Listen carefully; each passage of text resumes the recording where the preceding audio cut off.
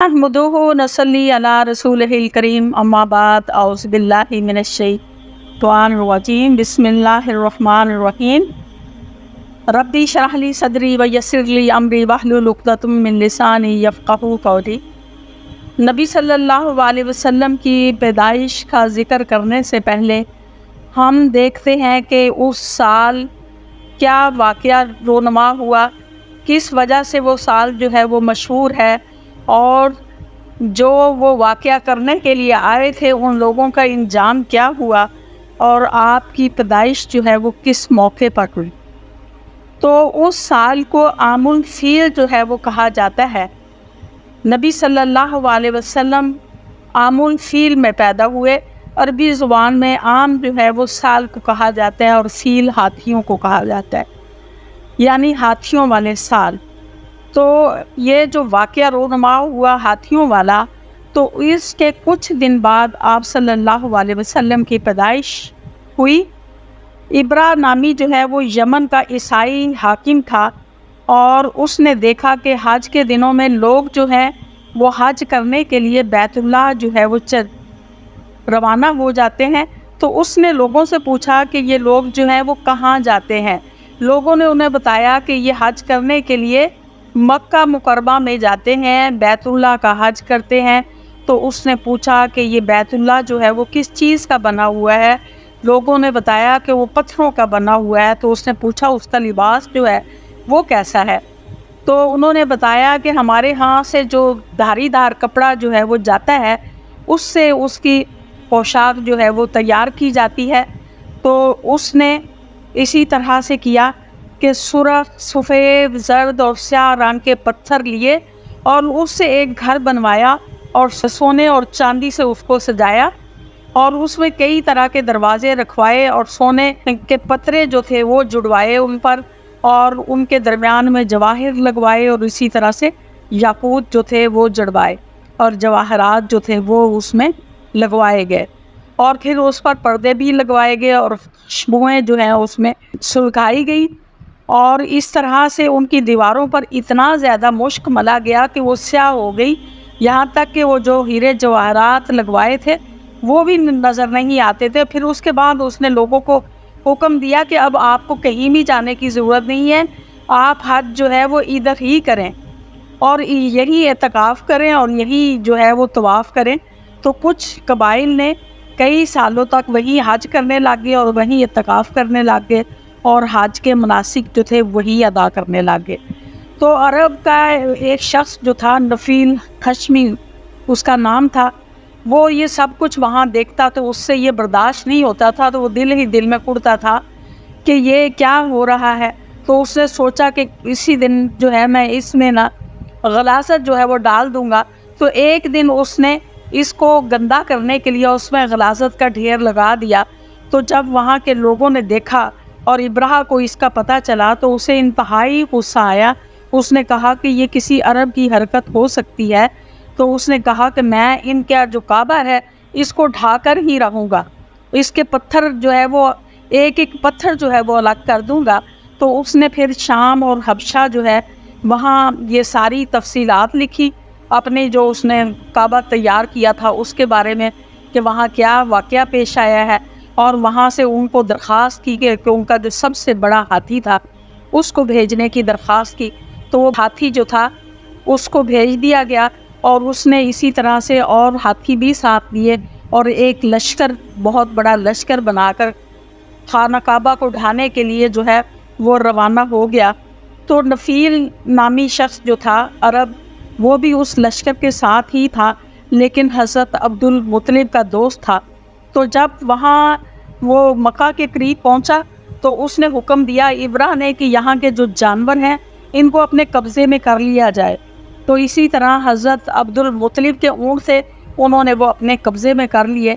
तो इस सिलसिले में हज़रत अब्दुल मुत्तलिब ने नफ़ील से बात की और उनसे कहा कि उसे इब्राह से बात करो कि मेरे जानवर जो हैं वो छोड़ दिए जाएं। तो उसने जाकर हज़रत अब्दुल मुत्तलिब का तारुफ़ वहाँ करवाया कि ये बहुत अच्छे इंसान हैं, अरबों के सरदार हैं और शर्फ़ और बुज़ुर्गी उनको हासिल है और लोगों में इनका बहुत बड़ा असर है। یہ لوگوں کو بڑے اچھے اچھے گھوڑے دیتے ہیں اور عطیات دیتے ہیں اور کھانا کھلاتے ہیں۔ تو اس طرح سے ان کا تعارف کروایا گیا۔ تو جب ابرہہ نے اس کو ملاقات کے لیے بلایا تو انہوں نے صرف اپنے اونٹوں کی بات کی کہ میرے اونٹ جو ہے وہ واپس کر دیے جائیں۔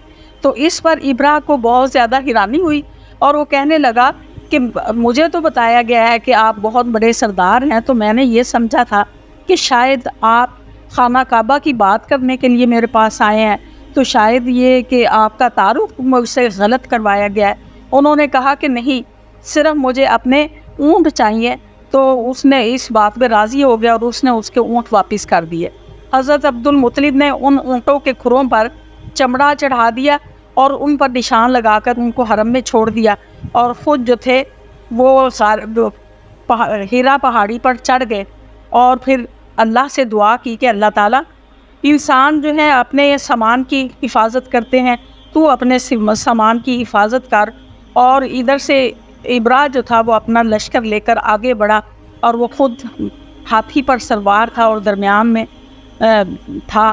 تو ہاتھی کو جب مکہ کی طرف جو خانہ کعبہ کی طرف چلانے کی کوشش کی تو ہاتھی جو تھا وہ وہیں بیٹھ جاتا تھا، اور اس کو بہت مارا پیٹا گیا، لیکن ہاتھی جو تھا اس طرف بڑھتا ہی نہیں تھا۔ جب اس کا رخ جو ہے یمن کی طرف کیا گیا تو وہ اس نے چلنا شروع کر دیا، اور کئی بار جو ہے یہ چیز اس پر آزمائی گئی کہ جب خانہ کعبہ کی طرف اس کا منہ کرتے تو وہ اٹھتا ہی نہیں تھا، اور جیسے ہی کہ دوسری طرف منہ کرتے تو وہ چل پڑتا۔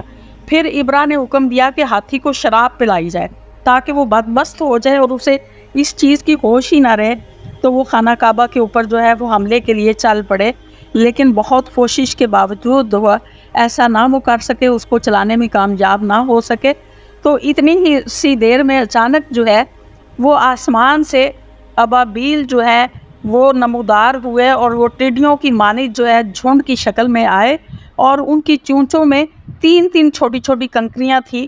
تو انہوں نے ابرہہ کے اور لشکر ہے اس پر برسانے شروع کر دیے۔ تو ابرہہ کا لشکر جو تھا وہ ٹکڑے ٹکڑے ہو کر، اس کے سپاہی جو ہے ان کے بدن جو ہے وہ نیچے گرنا شروع ہو گئے۔ تو جب ابرہہ نے یہ منظر دیکھا تو وہ بھاگنے کی اس نے کوشش کی۔ ابابیل تھے، انہوں نے کنکر اس کے اوپر برسائے اور اس کے گوشت کے ٹکڑے ٹکڑے اس سے علیحدہ ہو گئے، اور وہ وہیں مار کر ڈھیر ہو گیا۔ تو اسی اثناء میں حضرت عبد المطلب جو تھے وہ حرم میں پہنچے، اور کعبے کی زنجیر جو ہے وہ پکڑ کر انہوں نے دعا کی تھی کہ اللہ تعالیٰ اس لشکر پر جو ہے وہ فتح عطا فرمانا، اور اس لشکر کو کبھی کامیاب نہ ہونے دینا۔ تو جب وہ انتظار میں تھے پہاڑ پر کہ ابھی حملہ ہوگا مکہ پر، تو لیکن انہیں وہ نظر نہیں آیا حملہ۔ تو جب وہ ہیرا پہاڑ سے اتر کر نیچے آئے تو انہوں نے کیا منظر دیکھا کہ پوری ابرہہ کی فوج جو ہے وہ تباہ ہو چکی ہے، اور وہ اس طرح سے پڑی ہوئی ہے جیسے کھایا ہوا بھوسا ہو۔ تو اس طرح سے اللہ تعالیٰ نے خانہ کعبہ کی حفاظت کی اپنے ابابیل کی فوج کو بھیج کر، اور ان کو اس طرح سے تباہ و برباد کر دیا کہ وہ اس طرح سے تھے جیسے کہ کوئی جانوروں نے کھایا ہوا بھوسا ہوتا ہے، اس کی مانند ہو گئے۔ تو قرآن پاک میں اس کا ذکر جو ہے وہ 30ویں پارے میں سورۃ الفیل جو ہے اس میں ذکر کیا گیا ہے کہ الم تر کیف فعل ربک باصحاب الفیل الم یجعل کیدہم فی تضلیل وارسل علیہم طیرا ابابیل ترمیہم بحجارۃ من سجیل فجعلہم کعصف مأکول، کہ تم نے دیکھا نہیں ہے کہ تمہارے رب نے ہاتھی والوں کے ساتھ کیا کیا، اور اس نے ان کی تدبیر کو بیکار کر دیا، اور ان پر پرندوں کے جھنڈ بھیج دیے جو ان پر پکی ہوئی مٹی کے پتھر پھینک رہے تھے، پھر ان کا یہ حال کر دیا جیسے جانوروں کا کھایا ہوا بھوسا۔ تو یہ حال جو ہے عام الفیل میں ہوا، اور اس لحاظ سے نبی صلی اللہ علیہ وسلم کی پیدائش کا سال جو ہے وہ عام الفیل کے نام سے مشہور ہے، اور اس میں ایسا ایک انوکھا ہی واقعہ رونما ہوا جس طرح سے نبی صلی اللہ علیہ وسلم کی پیدائش پر مختلف ایسے انوکھے واقعات رونما ہوئے کہ جو اس سے پہلے کبھی نہیں ہوئے تھے اور کبھی کسی نے ایسے واقعات دیکھے نہیں تھے۔ تو اللہ تعالیٰ نے آپ کی پیدائش سے پہلے بھی ایک ایسا ہی واقعہ جو ہے وہ کر کے لوگوں کو دکھایا، اور اس مناسبت سے نبی صلی اللہ علیہ وسلم کی پیدائش کا سال جو ہے وہ بھی بڑا مشہور ہے، جس کو عام الفیل کہا جاتا ہے۔ وآخر دعوانا الحمد للہ رب العالمین۔